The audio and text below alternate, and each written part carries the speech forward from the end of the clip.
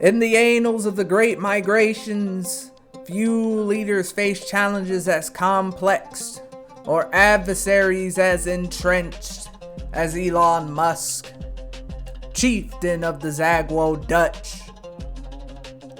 After a period of wandering, seeking a stable haven for his burgeoning people, Elon led them to a promising, if somewhat contested, region bordering the ancient kingdoms of Nubia and Abyssinia.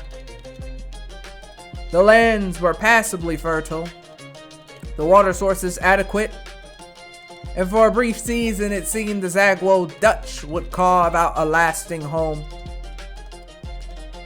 Yet this proximity to older, more established powers proved to be a double-edged sword.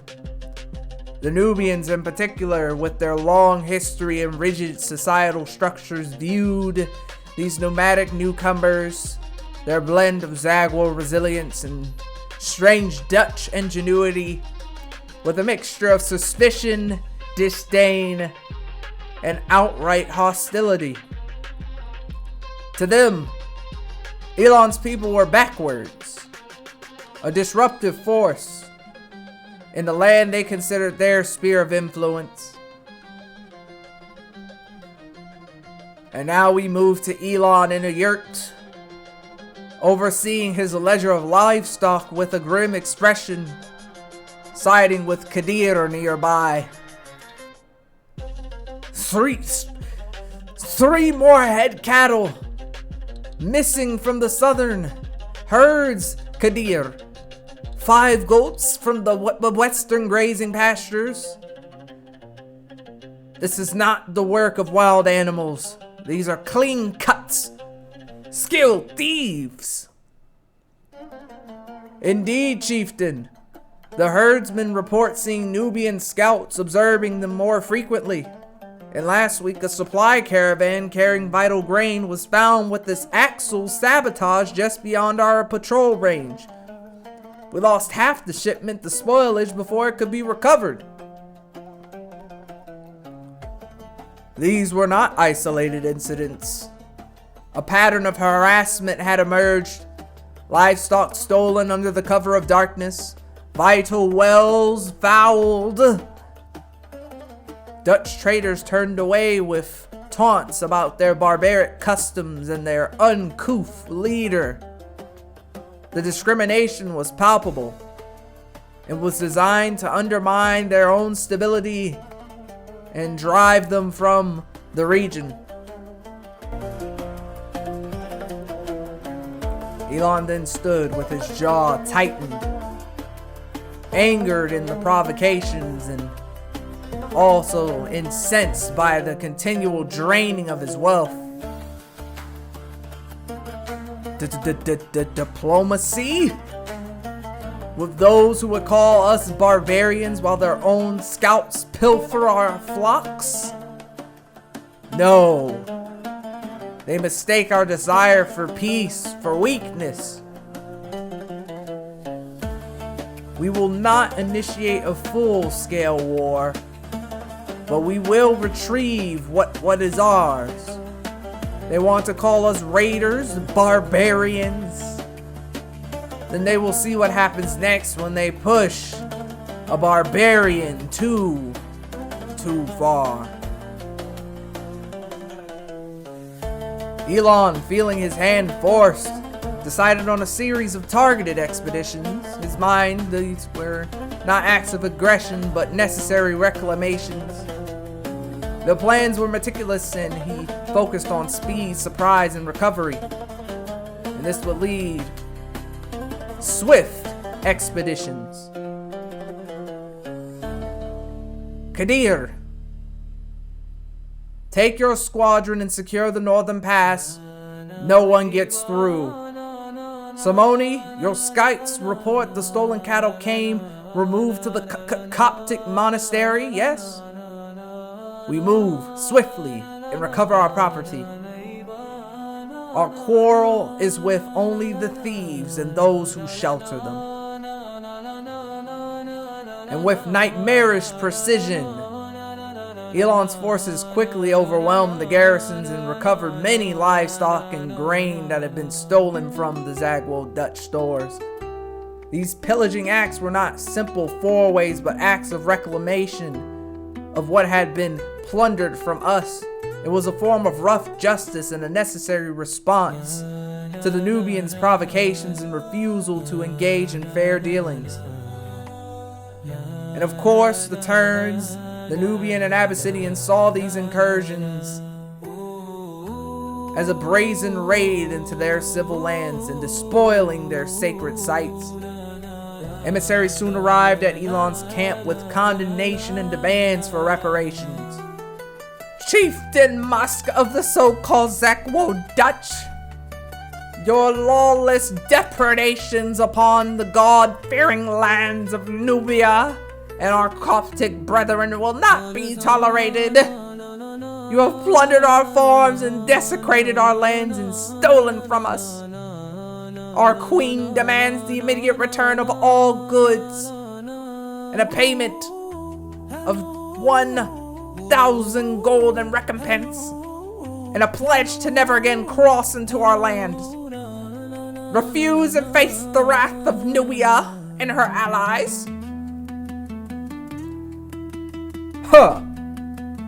Your queen demands, after her people and officials have thieved from mine, after they had discriminated against my traders and sabotaged our peaceful efforts.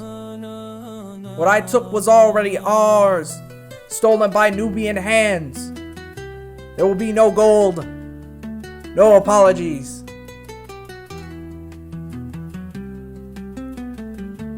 And then Mariana, smiling thinly at the envoy. Your queen overestimates her reach and underestimates our resolve. Perhaps you should carry a message back. Tread carefully, lest you find more than livestock missing. And at this impasse was a total. The reclamation, of course, inflamed the situation, and word reached that Nubia and Abyssinia were indeed massing a joint army larger than anything the Zagwo Dutch could hope to defeat. The constant pressure, the drain, and sabotage, and now, of course, the impending drought left Elon with a choice. We have no choice. This land, it drinks us dry, and now it wishes to devour our blood. The lands. We cannot stay. I don't think pushing eastward any further would warrant all the bloodshed. Our herdsmen tell us of the lands back west. In the Wadi, the lands where we know have healed. I think it is best for us to go and relocate back to the Wadi. Under the impending shadow of war and drought, Elon Musk gave the order to move his nation. His hopes of settling in the eastern borderlands had soured, and with heavy hearts but a grim determination, his people began the task of packing their belongings, gathering their herds, and pushing back west, leaving the Nubian pressure and the Abyssinian ascension. Their ambitions eastward were checked, but Elon's will was unbroken, and now, beckoned with the promise of regrouping and rebuilding, he returns to the Wadi to establish his destiny.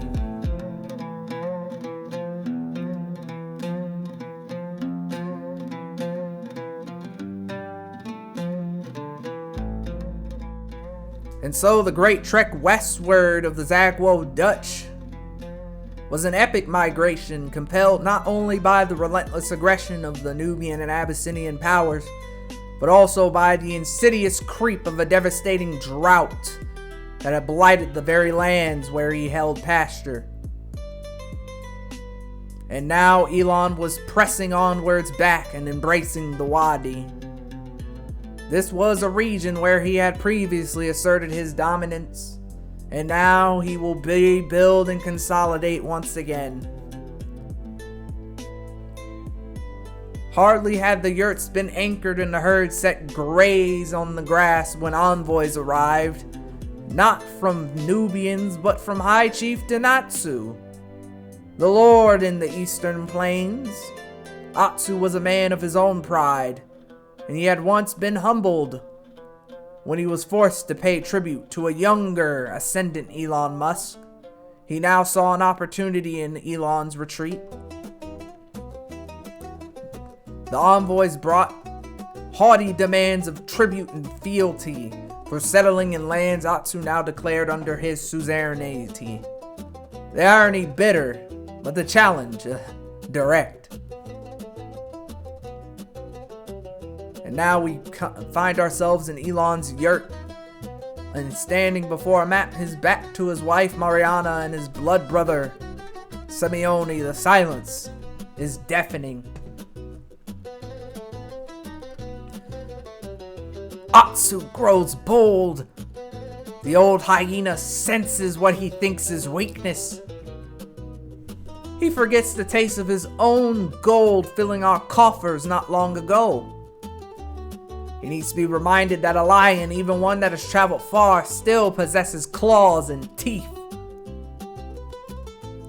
Atsu's position is stronger now than it was then, brother. Our recent migration may indeed appear to him as a weakening of our strategic posture. He commands significant forces, and the lands of the Wadi are claimed by several lesser chieftains who might see advantage in allying with him against us. I believe his demand for tribute is a probe and a test of your current strength and resolve.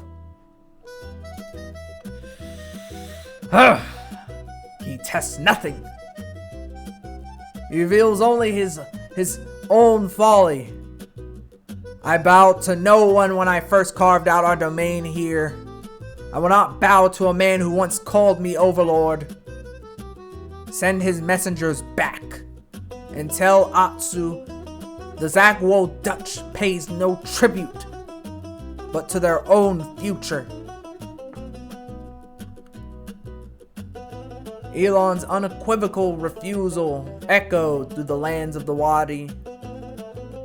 He prepared for a potential confrontation with Atsu's forces in a move that baffled many and unnerved enemies. He announced a grand feast instead. It was partly to manage the critical stress that gnawed at him from the drought, but also to bolster morale and partly as an audacious display of confidence. And despite this scarcity, the Zagwo Dutch, under Elon's resourceful direction, marshaled many supplies to host an event worthy of his name. We are at the night of the feast. Bonfires illuminate the gathering area. The air, though dry, carries the aroma of roasting meat and carefully managed gain from limited hunts. Drums beat powerful rhythmic cadences in the unique blended music of the Dutch and Zagwo, risen into the starry sky. There is an atmosphere of determined festivity. Warriors and their families, clan elders, and even some of the local Wadmi, who had cautiously allied with Elon, were present. Then an unexpected figure arrived, an honored guest whose presence caused a stir among many who knew the history. Chieftain Mamain of Salamat, the very first chieftain Elon had subjugated in his early campaigns to secure the vital pastures, now came not as a foe but at Elon's personal invitation. Chief Mamain, it is good of you to honor our feast with your presence. Many seasons have passed. High Chieftain Elon, the years have indeed passed, and they have taught us both much, I suspect. When your messenger arrived, I confessed, I was surprised, but curiosity and perhaps a desire to see the man who reshaped the destiny of Salamat and my own, it brought me here. then you are welcomed here as a guest. Let old wounds be soothed by shared meat and drink. We are both leaders of peoples, my man. We understand the burdens and the choices. Throughout the evening, an unexpected camaraderie developed between Elon and Mamain, and it was through that shared understanding of leadership's harsh realities that impressed his former foe. They spoke of many things: governance, droughts, and the shifting allegiances in the Sahel.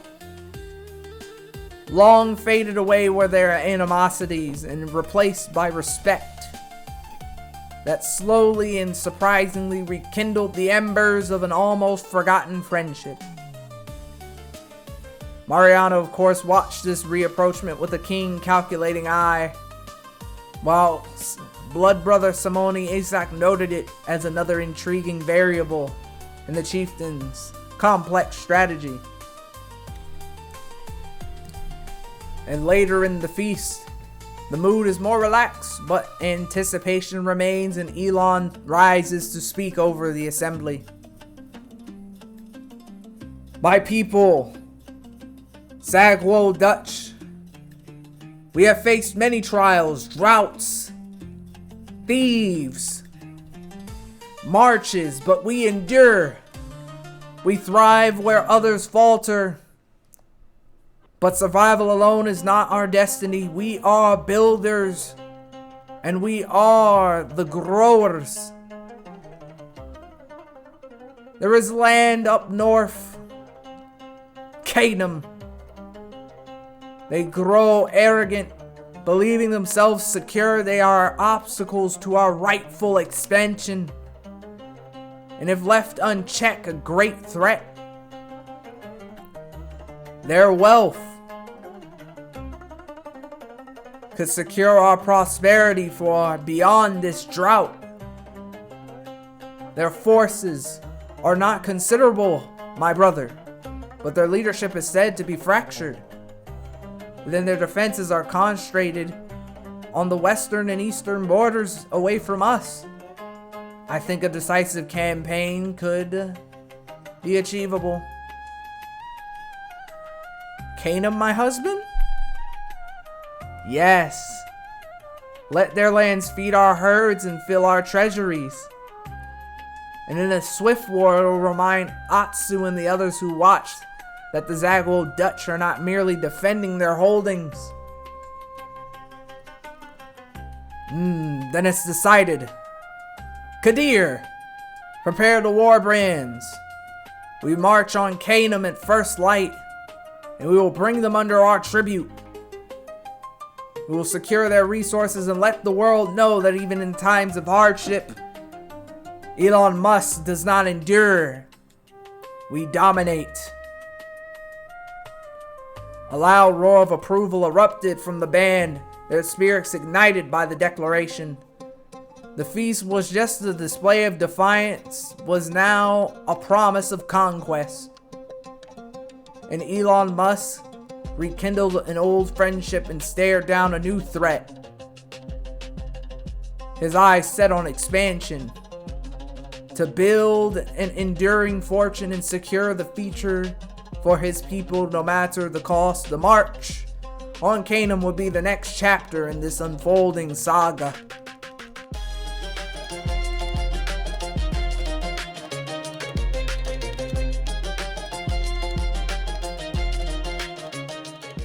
The declaration of war against Canaan was delivered amidst the audacious defiance of the feast, was now translated into swift, decisive action. High Chieftain Elon Musk was fixed on securing Canaan's resources and neutralizing it as a threat. He led his war machine north. The early stages of the campaign unfolded with efficiency that hallmarks Elon's military leadership. His many horsemen and disciplined riders and raiders brushed aside Canaan's border patrols and garrisons with contemptuous ease, and within weeks the Zagwo Dutch stood before the mud brick wall of the kingdom's capital, a sprawling, fortified town that was the heart of its chieftain's power. The capital, it is well defended, more so than our scouts initially reported. Their walls are thick, their towers well mannered. A direct assault would be costly in lives. We will siege and cut off their supplies and weaken their will.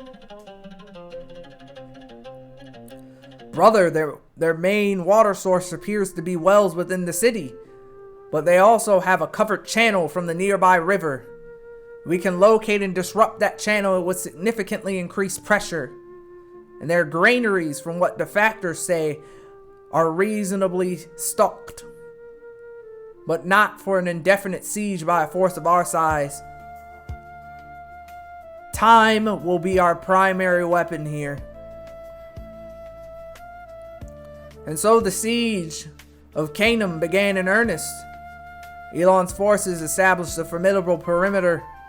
Their nomadic adaptability allowed them to create a mobile in-circle leaguer that choked off all access to the capital. Days bled into weeks, and the initial confidence of the Zagwo Dutch warriors began to fray as the defenders of Canaan proved unexpectedly resilient, launching daring night raids and meeting every Zagwo Dutch probe with counterattacks. The sun beat down mercilessly, and the stagnant air of a siege camp soon carried the first whispers of a far more insidious enemy than Canaanite spears. We now see Ito in a yurt, not too long in the quarantined area of the camp. High Chieftain, the pot spreads.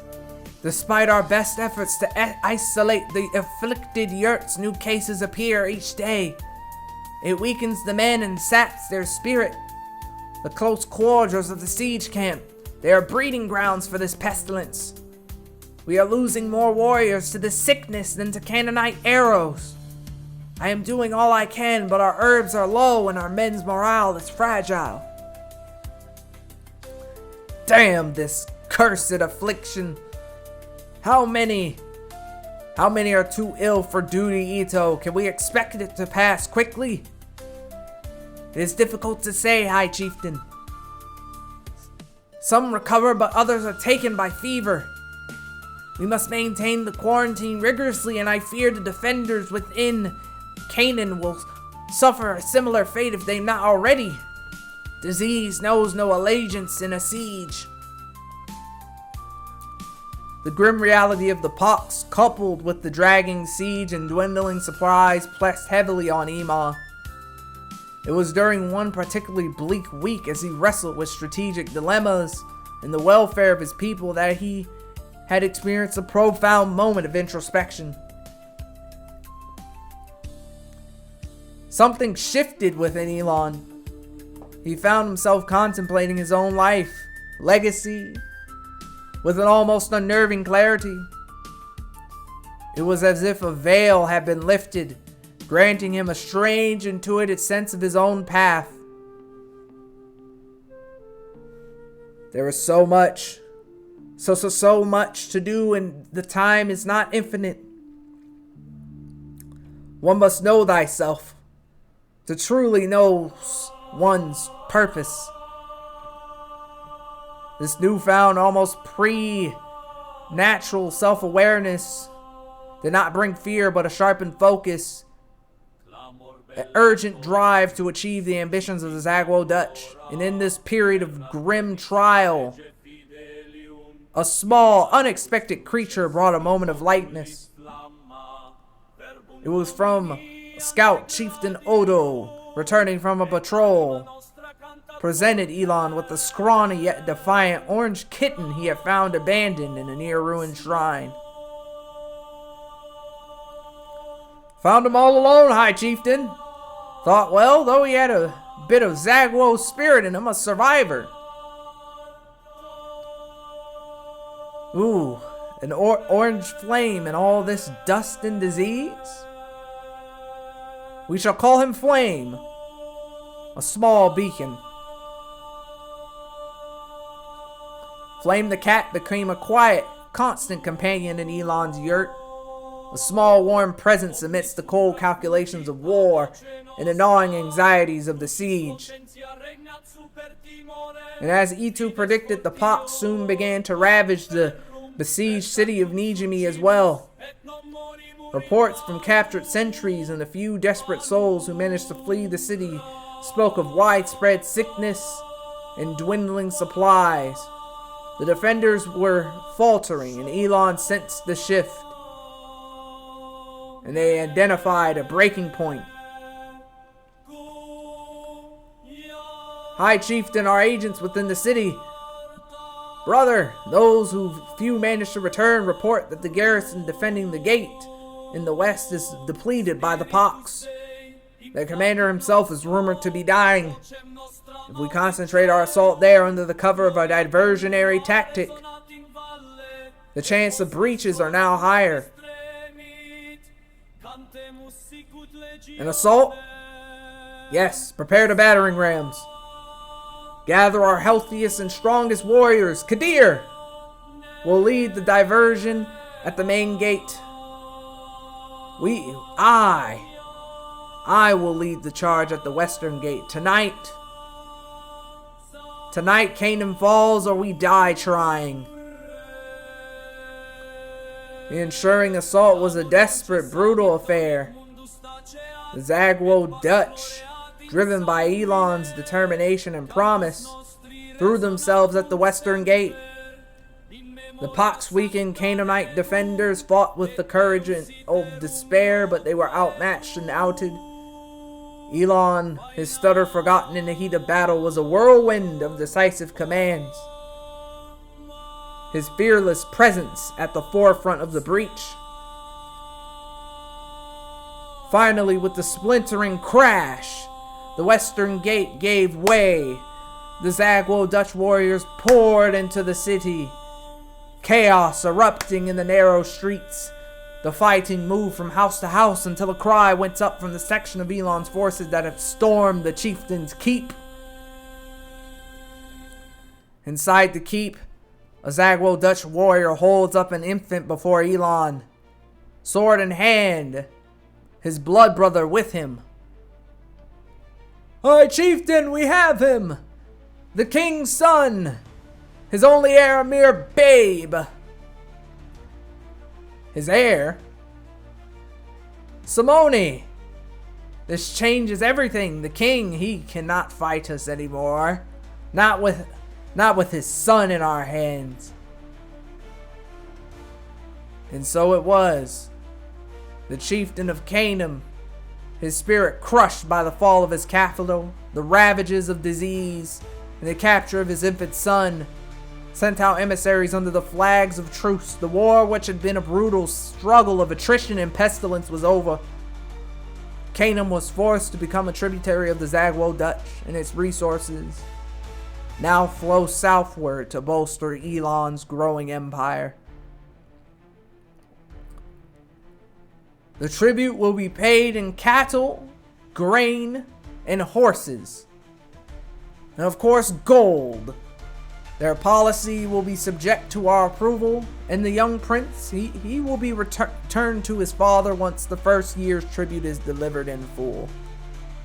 Let them know the price of defiance and the possibility of stability under Zagwo Dutch supremacy. The conquest of Canaan, achieved through a harrowing siege marked by disease and struggle, was another brutal yet essential victory for the High Chieftain. The cost, of course, was some pox that thinned the ranks of not just his forces, but also his enemies. But the addition of Canaan's wealth and strategic security was an invaluable remedy for peace in the Wadi. Elon, armed with an uncanny awareness of life's fragile bonds, was now accompanied by a small feline companion, and he looked to the future with a resolve to forge an enduring legacy for his people and his dynasty. The lands of the Sahel were slowly but surely learning the name and power of the Zagwo Dutch and their extraordinary, stuttering chieftain.